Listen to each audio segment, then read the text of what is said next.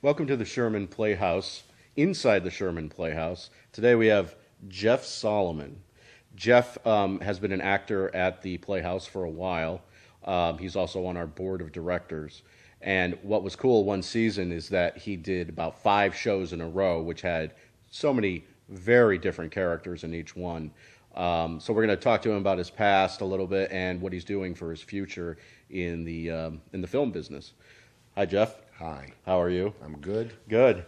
Well, tell us about some of your past in the performing arts and why you wanted to get into it from maybe a teenager on. When I was 10, I saw the Beatles, and that was what got me going. I saw the guitars, and I was drawn in. I came from a show business family, too. My mother is an actress, a singing actress, and I grew up with the musical theater in my house. And my father is musical as well, was musical as well. So I was introduced to music at a very early age and theater, classical music, jazz. I started acting as a kid, and then I saw the Beatles, and I pursued music for about 37 years. Give us some of your music highlights in bands and such. I did every genre of music that had happened in my time of pursuing music. I had a record deal in 1979 with RCA. I had 2 record deals, actually, with one act and one as a singer-songwriter. And neither one of them worked out because of my ignorance of the business, unfortunately. We pursued it for a while, and we had the wrong attorney, and we made some business mistakes. Anyway, it's water under the bridge. But I did all different types of music for that 37-year period, wrote a tremendous amount of music, produced a lot of music. I was a studio owner, owned a record label at one point. So you ended up in basically the 9 to 5 type of job, and then what happened? This is recently something happened to propel you into the biz. Yeah, I lost my job about 4 years ago, which was great because all my day jobs were never career pursuits. The only thing that I ever pursued as a career was show business, and music allowed me to not have to be in any particular location to do that. It was the nature of things. I was close enough to New York, and it allowed me that freedom. I had day jobs all through that period of time that were really pretty awful. Nothing that, as I said, that was a career pursuit. They all supplemented doing what I was doing at night.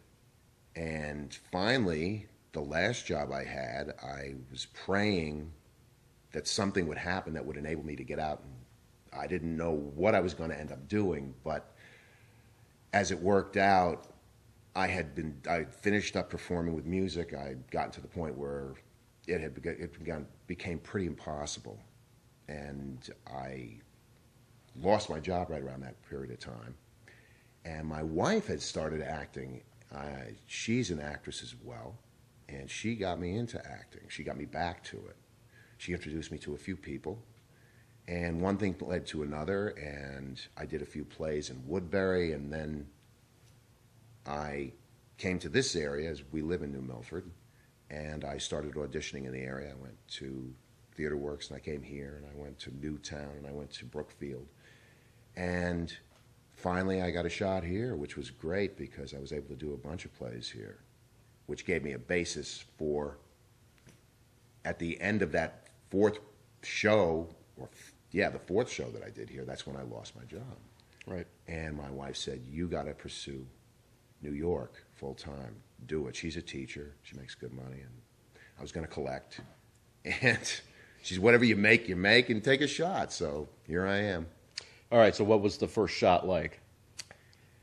Well, it was pretty interesting because from my understanding is a lot of people do this for a long time. They go to New York and they have their picture in their resume and they do whatever. And it takes a long, long time to break, to get anything. And 2 months after I started submitting to New York, I was getting paid. I got my first TV show. And it went on from there. Cool. What was the TV show? It was Celebrity Ghost Stories, believe it or not. And I thought I did a terrible audition. It's funny. It was an improv audition. And I walked in, and the casting director said, "Do this and do that, and pretend you're this and you're thinking that." And I did it. And you walk out and you always think to yourself, "Oh man, I should have done this and I could have done that. And why didn't I do this?" And 3 weeks later, I got a phone call and they said, "Congratulations, we're going to use you this season." And I ended up doing 2 celebrity ghost stories, and I ended up doing a spin-off that they did that year, or that season, called The Haunting of. So it all worked out pretty good. And then at the end of the season, interestingly enough, I got an email one day and it said, "Believe it or not, you should feel very proud of yourself because you were one of 3,600 people that auditioned for the spots that we did. And we picked you and the 20 or 30 other people that we used that season." Wow. Did they give you a reason why, as far as your talent is concerned, or your looks, or did they give you any feedback? No. They don't. Which is it's certainly crapshoots from here on in. Yeah. Who knows? I mean, I guess there's criteria. There's the different tiers that I've discovered. The way it works with television and film, from my own talking to a lot of people and just being out there, it's really a matter of breaking different levels. There's an entry level now, especially with the way things are set up with the internet. It allows an actor access to the business, which an actor without an agent never had really before this time. And for whatever reason, there are what I call entry-level television shows, and there's a lot of indie films that are happening. And most of that stuff is cast off the internet. It's not necessarily done with an agent. It really doesn't pay enough for an agent to be involved, first of all. And the shows and the films know that, so they post openly on the internet in different sites and different places. And I found all those sites, and I got a lot of activity. I had a lot of things going on this year. Do you find that your interviews and your experience in the films that you do, or the TV shows that you do they vary in experiences? Are they different from each other? Or they have different hours? They have different places that you go? Yeah, they do. Yeah.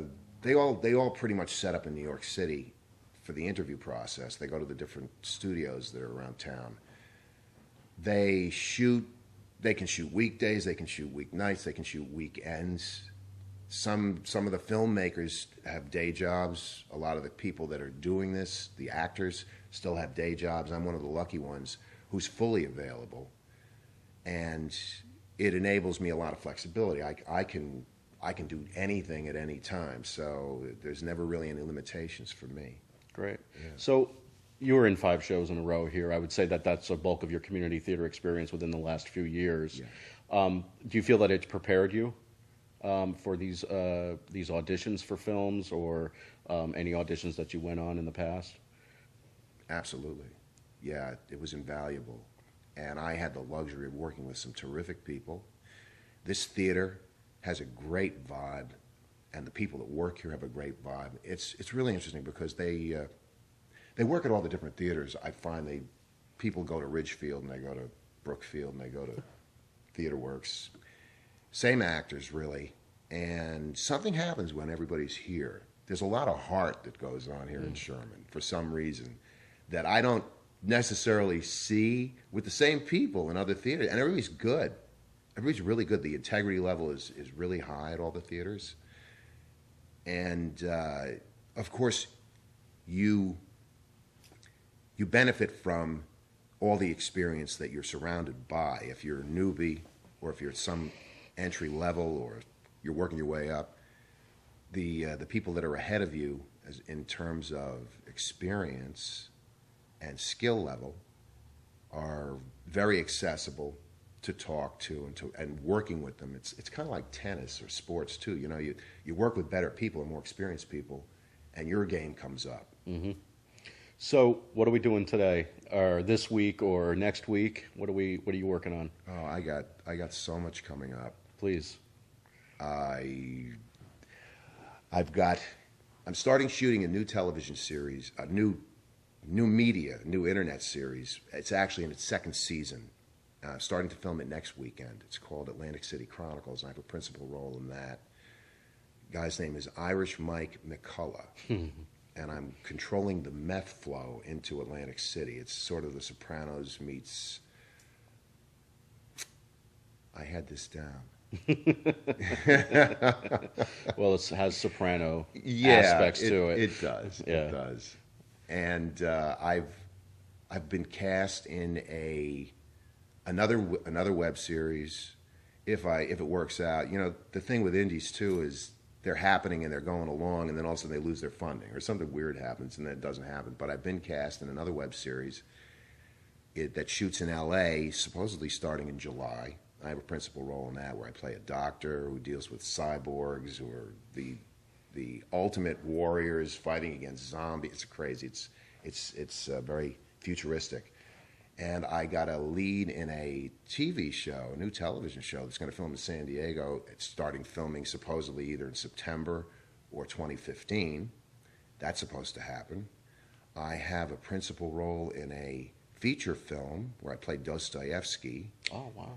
Yeah, it's a comedy. It was a takeoff on A Christmas Carol, Oh, believe my it or God. not. Me, Freud, and Hemingway come down from heaven and deal with some writer who's having problems in his life and try to help him out. Wow. I got cast in another feature where I play. Oh, it's very interesting. It's all about the social media now and how people interact and connect with love connections and social connections and staying on top of the news.